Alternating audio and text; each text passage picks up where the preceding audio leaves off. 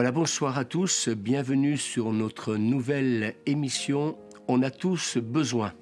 Ce soir, nous allons aborder le thème « Force et faiblesse ». Comment envisageons-nous les échecs de la vie ?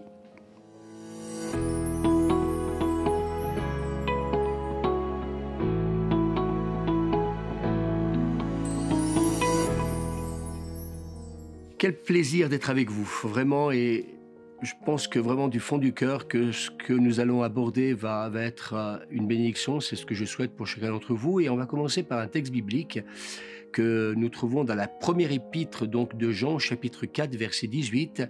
« L'amour parfait bannit la crainte. Il n'y a pas de crainte dans l'amour, mais l'amour parfait bannit, exclut toute crainte. » Et ce soir, j'ai envie de vous dire que le fait de savoir que nous sommes aimés par notre Dieu, cela va apporter de la sécurité dans nos vies. Alors, nous allons toujours retrouver malheureusement quelque chose qui s'appelle la peur comme source essentielle de nos réactions qui vont parfois révéler un état de faiblesse.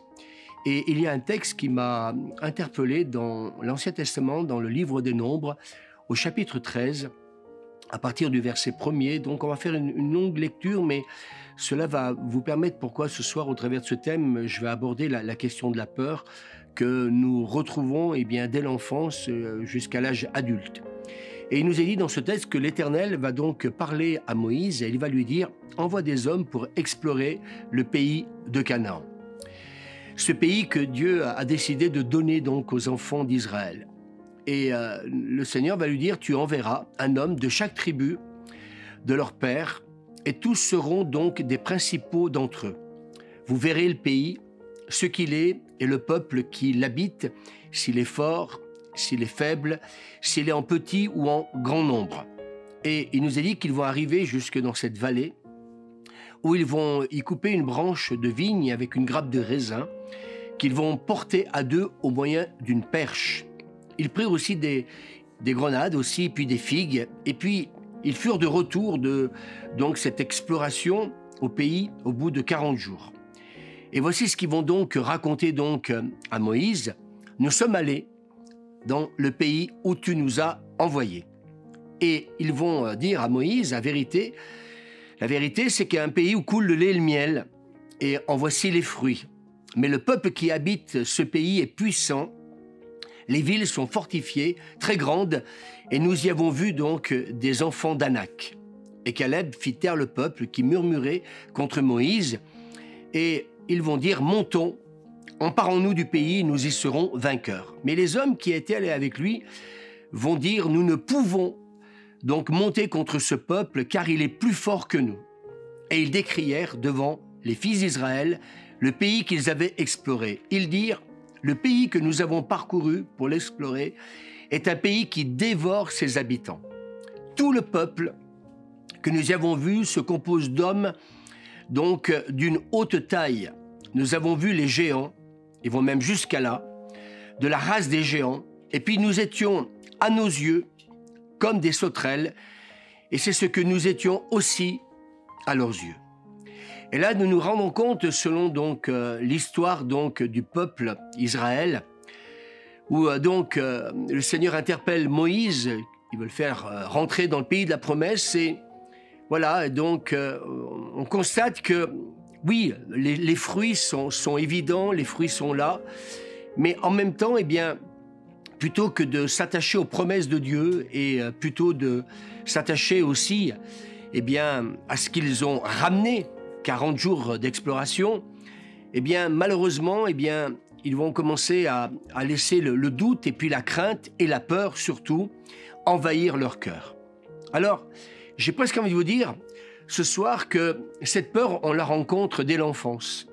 Et j'ai envie de vous dire que les adultes ne savent pas combien, du seul fait de leur taille, ils font peur aux enfants.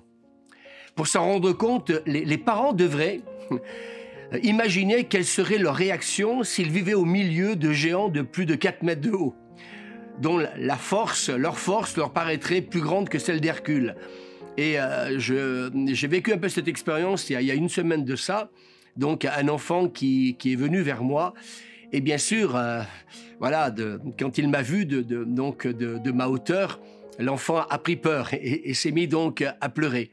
Et c'est vrai qu'on n'a pas toujours conscience un peu de cela. Et des fois, on est surpris parce qu'on voit des enfants avoir peur des adultes. Mais comme je disais tout à l'heure, si nous étions à leur place, peut-être que voilà, on se poserait pas mal de questions. Voilà un peu des réactions qui sont un peu logiques. Et il y a un spécialiste qui va qualifier d'irresponsables les parents et les éducateurs qui font de cette peur une arme malheureusement toute puissante pour dominer donc un enfant. Et malheureusement, eh bien, cette arme, ils vont l'utiliser parfois d'une manière consciente ou inconsciente pour étouffer sa personnalité. C'est le premier point que je voudrais retenir avec vous. Et puis un deuxième, pour obtenir donc sa soumission parfois à des exigences qui sont injustes. Et je crois que certaines méthodes de tromperie qui font appel à la crainte sont particulièrement nuisibles et puis j'ai presque envie de dire odieuses. Et on a des fois entendu certains parents peut-être dire à un enfant, et c'est terrible, « Si tu es méchant, le bon Dieu ne t'aimera plus ».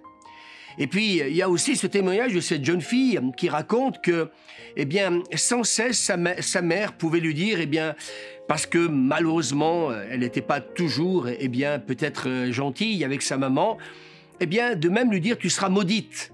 Et on se rend compte que parfois, les parents peuvent avoir des paroles qui peuvent être blessantes, dures vis-à-vis d'un enfant.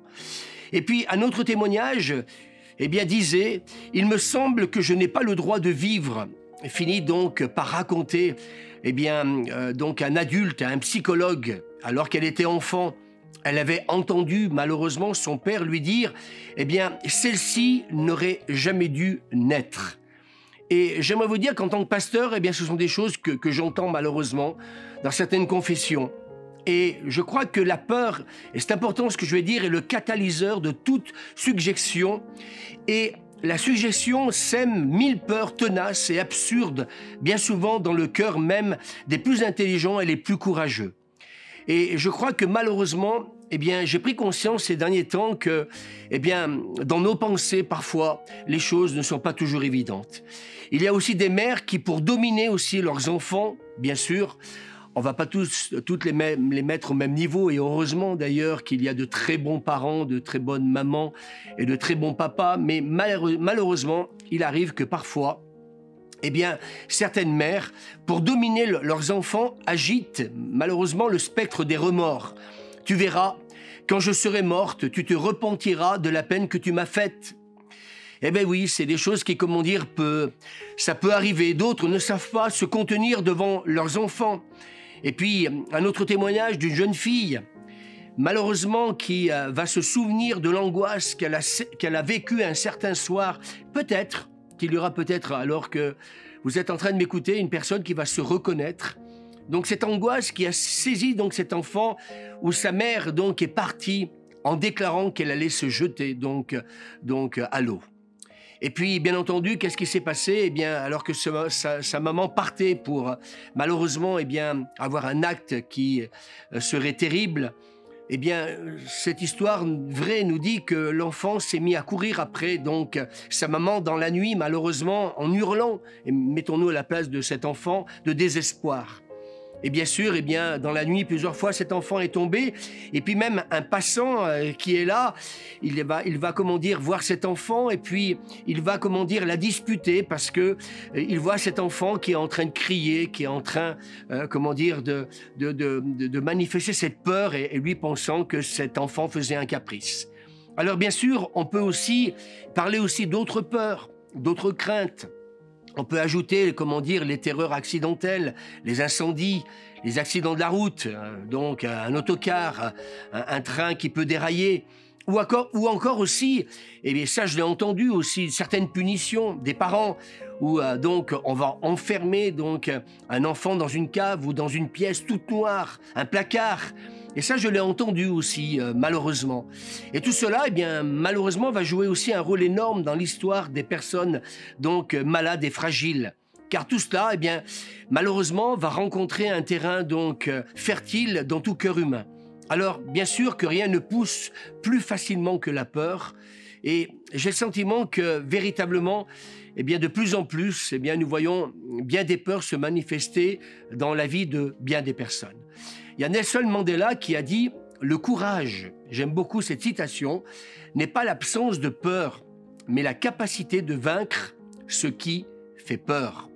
Alors, on ne peut naturellement énumérer toutes les peurs qui tourmentent bien souvent, malheureusement, les êtres humains, mais malheureusement, eh bien, ces peurs sont là, et puis elles peuvent dominer plusieurs. Et puis, il y a aussi quelque chose que je me suis rendu compte en écoutant, eh bien, c'est bien souvent certaines personnes sont mal dans leur peau parce qu'elles ont peur tout simplement de les avouer. Et moi, je crois que ces peurs, il ne faut pas les garder. Il faut, je crois, vraiment peut-être consulter, je ne sais pas, un médecin, peut-être, eh bien, j'ai envie de dire un psychologue, ou peut-être un membre de la famille, ou un ami. Mais je crois qu'il faut parfois avoir le courage. C'est pour ça que ce thème, je l'ai abordé, force ou faiblesse. Eh bien, il faut parfois avoir le courage aussi de pouvoir avouer ses peurs. Et je me suis rendu compte que, oui, bien souvent, quand certaines personnes sont venues me voir, ça a été un combat terrible. Parce qu'en tant qu'adulte, oui, quand on arrive à l'âge adulte, reconnaître qu'à 30 ans, à 40 ans, 50 ans, certaines choses peuvent nous faire peur. Et je vais aborder donc certains points avec vous. Donc, bien entendu, eh bien, parfois, eh bien, ces peurs, eh bien sûr, sont une association d'idées, conscientes ou non. Et puis, bien entendu, eh bien, peur non seulement de la maladie en général, mais aussi de telle ou telle maladie, dont beaucoup parlent avec une assistante particulière. On peut parler de la Covid, voilà, depuis 2 ans, la tuberculose, la folie, le cancer, peur de mourir, au même âge où, donc, que peut-être son père ou sa mère. Et je me souviens avoir rencontré des personnes qui me disaient, de toute façon, mon père est mort du cancer et moi aussi, je vais mourir donc du cancer. Certaines femmes peuvent avoir peur aussi de la ménopause, peur des microbes, peur d'une consultation. Vous savez, aller chez le médecin, c'est pas toujours évident parce qu'on peut redouter, parce que nous sommes malades, eh bien, peut-être confirmer un certain diagnostic, alors que consulter parfois, eh bien, j'ai presque envie de vous dire, eh bien, pourrait nous libérer de cette fausse peur. Et dernièrement, eh bien, j'ai parlé avec 2 amis qui ont traversé des moments, comment dire, difficiles, et je leur ai conseillé, en tant que pasteur, d'aller consulter, comment dire, leur médecin. Pourquoi? Parce que, voilà, il y avait un problème de tension, et on en parlera peut-être un vendredi soir. Peut-être aussi les conséquences, parfois aussi, je dirais, de la vie, où parfois, eh bien, les épreuves font que, eh bien, les choses aussi peuvent, des fois, eh bien, ressurgir, peut-être par des douleurs, donc, ou la maladie.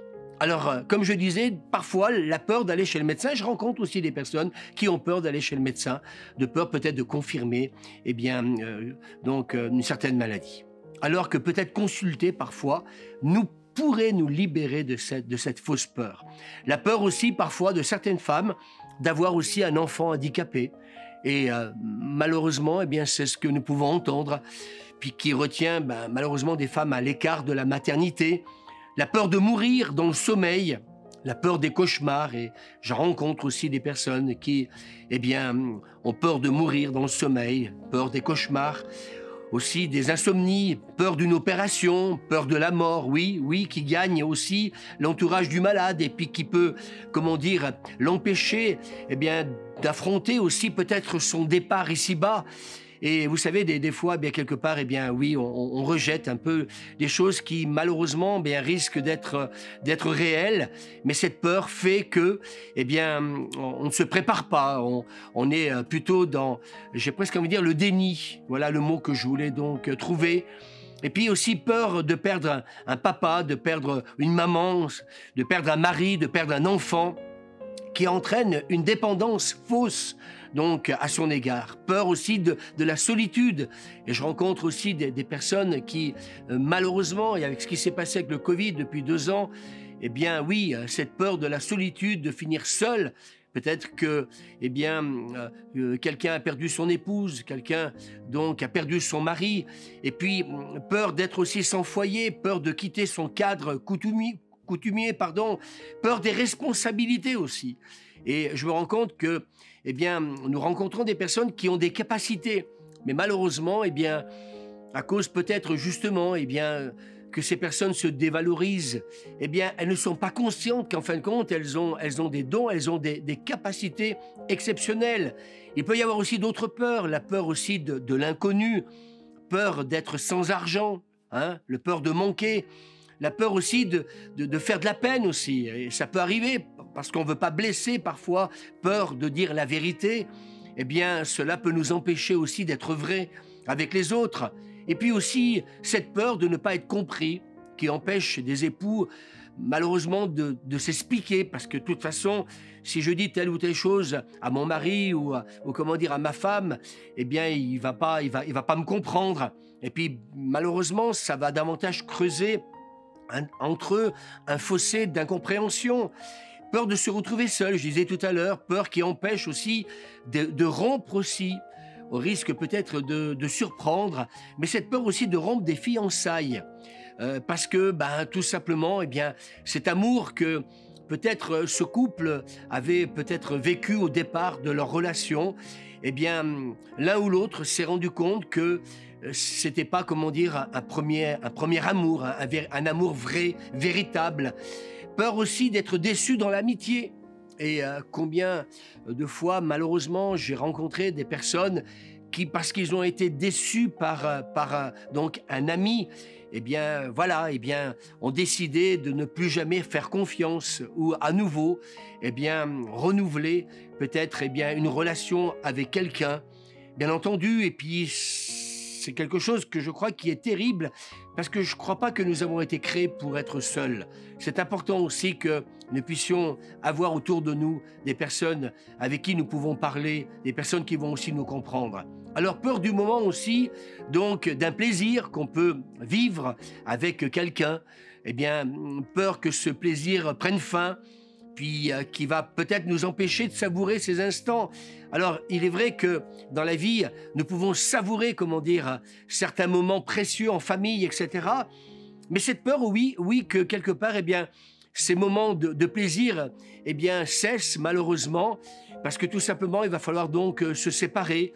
Mais écoutez, j'ai l'habitude de dire qu'il vaut mieux passer un bon moment que plutôt parce que la peur de la séparation nous empêche eh bien, de vivre des moments, je dirais, positifs avec les personnes que l'on aime. Alors bien sûr, j'ai dit tout à l'heure, peur d'être déçu par la réalité qui va peut-être nous pousser, comment dire, à la fuite. La peur aussi des conseils, ça peut aussi arriver que parfois on a besoin d'être conseillé, mais voilà, peut-être avoir peur d'une certaine vérité. On dit toujours que la vérité n'est pas toujours bonne à dire ou à entendre, mais parfois c'est important que nous puissions passer au-dessus de cette peur pour avoir un entourage qui peut nous aider.